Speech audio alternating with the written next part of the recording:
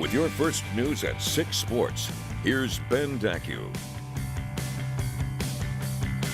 The regular season, the playoffs, months of grinding away on the gridiron. All of it is to reach this stage, the Dakota Bowl. Up first on the agenda, the Velva, Drake, Animus, Garrison Aggies versus the defending champion Kindred Vikings for the Single A Championship.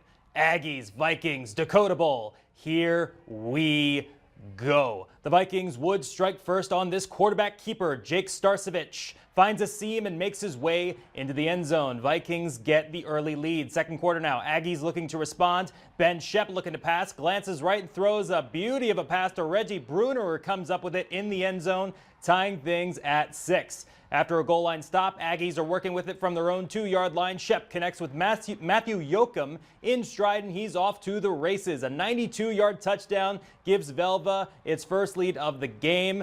It wouldn't be long, though, until the Vikings would score a touchdown of their own, putting themselves right back in it. A massive stop on the 2-point conversion keeps a 2-point lead for the Aggies intact. Time running out for the Vikings now, looking for one final prayer. Starcevich airs one out deep towards Brooks Backo, but Yoakum comes up with an incredible one-handed interception to ice the game. Aggies win their second Division A title in 3 years, knocking off defending champion Kindred 14-12.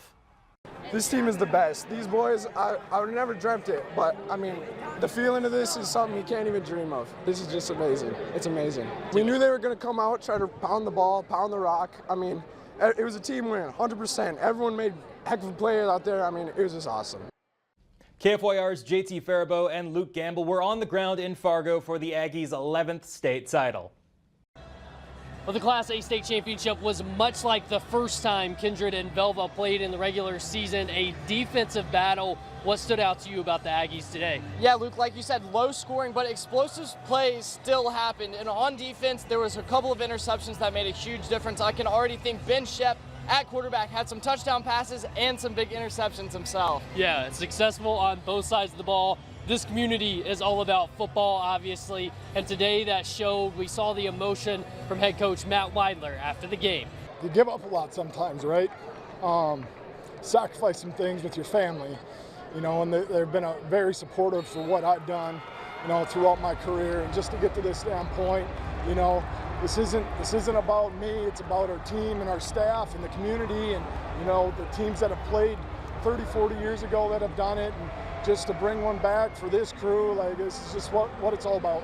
Well, Weidler was an assistant in 2022 when this team won the state title. Now he gets his first state title as a head coach. Be sure to follow all of our coverage online tonight at KFYRTV.com. Reporting from the Fargo Dome, for JT Faribault, I'm Luke Gamble for your news leader.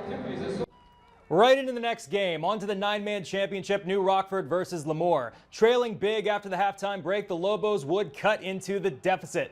Mason Workin goes to the air and connects with Gunnar Thielgus, who cuts back across and makes his way into the end zone. When the Rockets got it back, they would prove their dominance once more.